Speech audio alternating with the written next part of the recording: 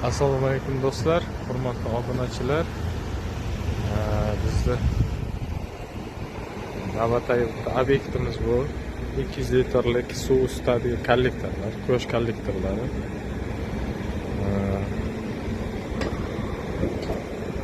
O'rnatildi.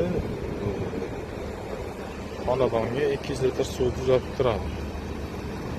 Kunduz kuni qizitib qo'yadi. Kechasi ham foydalansangiz bo'ladi.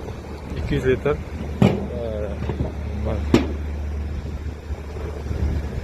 suvdan muammo bo'lmaydi, issiq suvdan muammo bo'lmaydi. 200 litr bemalol yetadi xonadonga. Buni ichida teni bor. Tenini o'zi qish kunlari agar quyosh chiqmagan vaqtda tenini o'zi qizdirib ichidagi suvda isitib qo'yadi. Ya'ni o'zlab yorilib ketmasligini oldin oladi desa ham bo'ladi. Hozir ishga quyosh kollektorimizning miyasi bu. Kech bo'lib qoldi. Tenda o'zi isitib beryapti. 31 gradus bo'ldi.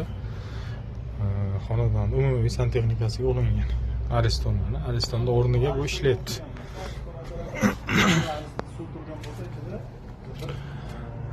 Agar kimga